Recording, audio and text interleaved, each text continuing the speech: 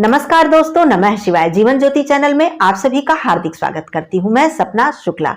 आज की वीडियो में आप सभी लोग श्रवण करेंगे माघ मास महात्म अध्याय 18 की कथा। आशा करती हूं इससे पहले के सभी अध्यायों का श्रवण आप लोगों ने अवश्य ही किया होगा। दोस्तों, माघ मास में प्रातः काल स्नान करके यदि आप प्रतिदिन माघ मास महात्म का श्रवण करते हैं तो इससे श्री हरि विष्णु भगवान जी के चरणों में आपको स्थान प्राप्त होता है और हमें परम गति की प्राप्ति होती है। तो प्रतिदिन आप लोग माघ मास में माघ मास महात्म का श्रवण अवश्य ही करें। आज की वीडियो में आप सभी लोग अध्याय 18 के पाठ का श्रवण करेंगे। नीलांबुज श्यामल कोमलांगम सीता समारोपित वाम भागम पाड़ौ महासायक चारु चापम नमामि रामम रघुवंशनाथम।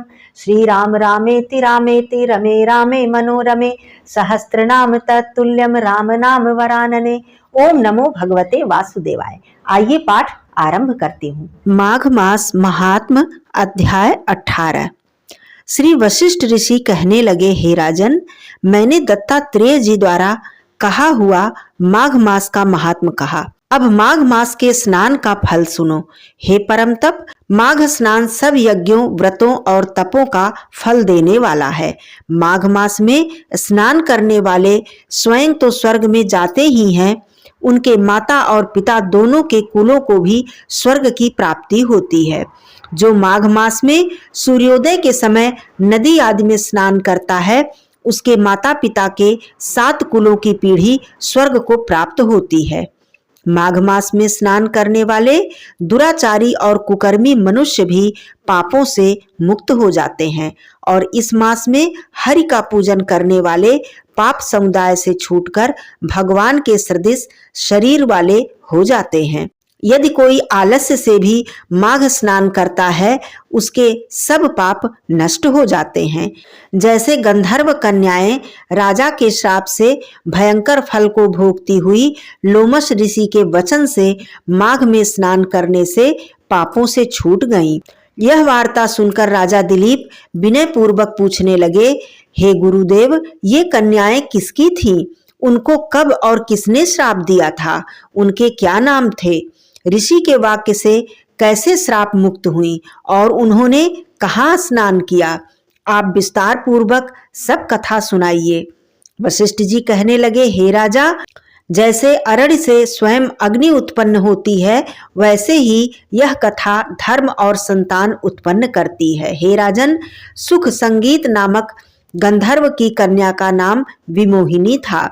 सुशीला तथा स्वरवेदी की सुंबरा, चंद्रकांत की सुतारा तथा सुप्रभा की कन्या चंद्रका, ये 5 सब समान आयु वाली तथा चंद्रमा के समान कांति वाली अति सुंदर थीं। जैसे रात्रि को चंद्रमा शोभायमान होता है, वैसे ही पुष्प की कलियों के समान खिली हुई यह अप्सराएं थीं। ऊंचे पयोधर वाली पद्मिनी, बैसाख मास की कामिनी, यौवन दिखाती हुई नवीन पत्तों वाली लता के सदृश गोरे रंग, सोने के सदृश चमकती हुई और सोने के अलंकारों से सुशोभित सुंदर वस्त्र धारण किए हुए, अनेक प्रकार के गाने और वीणा अथवा बांसुरी तथा दूसरे बाजे बजाने में प्रवीण और ताल, स्वर तथा नृत्य कला में निपुण थी। इस प्रकार वे कन्याएं क्रीड़ा करती हुई कुबेर के स्थान में विचरती थी। एक समय कौतूहलवश माघ मास में एक वन से दूसरे वन में विचरती हुई मंदिर के पुष्प तोड़कर सरोवर पर गौरी पूजा के लिए गईं। स्वच्छ जल के सरोवर में स्नान करके, वस्त्र धारण करके, मौन होकर, बालू मिट्टी की गौरी बनाकर, चंदन, कपूर, कुमकुम और सुंदर कमलों से उपचार सहित पूजन करके ये 5 कन्याएं ताल नृत्य करने लगी। फिर ऊंचे गांधार स्वर में सुंदर गीत गाने लगी। जब ये कन्याएं नाचने और गाने में लीन थीं, तो उस समय अच्छोद नामक उत्तम तीर्थ में वेदनिधि नाम के मुनि के पुत्र अग्निप ऋषि स्नान को गए। वह युवा ऋषि सुंदर मुख, कमल सदृश नयन, विशाल छाती, सुंदर भुजाओं वाले दूसरे कामदेव के समान थे। शिखा सहित दंड लिए, मृग चर्म ओढ़े, यज्ञोपवीत धारण किए हुए थे। उनको देखकर 5 कन्याएं मुग्ध हो गईं और उनका रूप व यौवन देखकर कामदेव से पीड़ित होकर बोली, देखो देखो, ऐसा कहती हुई उस ब्राह्मण के चित्त में कामदेव का डर उत्पन्न करने लगी और आपस में विचार करने लगी कि यह कौन है। रति रहित होने से कामदेव नहीं और एक होने से अश्विनी कुमार नहीं, यह कोई गंधर्व या किन्नर या काम रूप धारण कर कोई सिद्ध या किसी ऋषि का श्रेष्ठ पुत्र या मनुष्य है। कोई भी हो, ब्रह्मा जी ने इसको हमारे लिए ही बनाया है। जैसे पूर्व कर्म के प्रभाव से संपत्ति प्राप्त होती है, वैसे ही गौरी जी ने हम कुमारियों के लिए श्रेष्ठ वर दिया है और आपस में यह तुम्हारा वर है या मेरा अथवा हम सबका, ऐसा कहने लगी।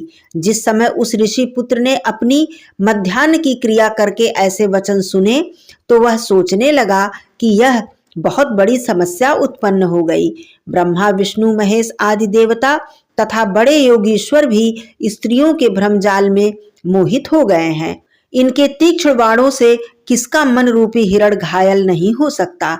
जब तक नीति और बुद्धि रहती है तब तक पाप का भय रहता है। जब तक की गंभीरता रहती है यम विधि का पालन होता है। जब तक मनुष्य स्त्रियों के काम रूपी बाणों से विधा नहीं जाता। ये मुझे उन्मत्त और मुग्ध कर रही हैं। किन गुणों से धर्म की रक्षा हो सकती है? स्त्रियों के मांस, रक्त, मल मूत्र से बने घृणित और अशुद्ध शरीर में कामी लोग ही सुंदरता की कल्पना करके रमन कर सकते हैं।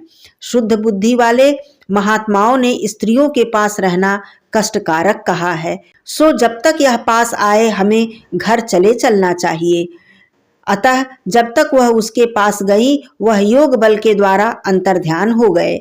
ऋषि पुत्र के ऐसे अद्भुत कर्म को देखकर वह चकित होकर डरी हुई चारों तरफ देखने लगी और आपस में कहने लगी कि क्या यह इंद्रजाल था जो देखते देखते विलीन हो गया। और वह विरह की अग्नि में जलने लगी और कहने लगी, हे कांत, तुम हमको छोड़कर कहाँ चले गए? क्या तुमको ब्रह्मा जी ने हमको विरह रूपी अग्नि में जलाने के लिए बनाया था? क्या तुम्हारा चित्त दया रहित है जो हमारा चित्त दुखा कर चले गए? क्या तुमको हमारा विश्वास नहीं? क्या तुम कोई मायावी हो? बिना किसी अपराध के हम लोगों पर क्यों क्रोध करते हो? तुम्हारे बिना हम नहीं जिएंगी। जहां पर आप गए हो हमें शीघ्र ले चलो, हमारा संताप हरो और हमें दर्शन दो। सज्जन लोग किसी का नाश नहीं देखते हैं।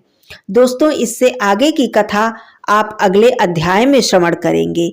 बोलिए श्री हरि विष्णु भगवान की जय। बोलिए देवाधिदेव महादेव की जय। धन्यवाद दोस्तों। नमः शिवाय। हर हर महादेव।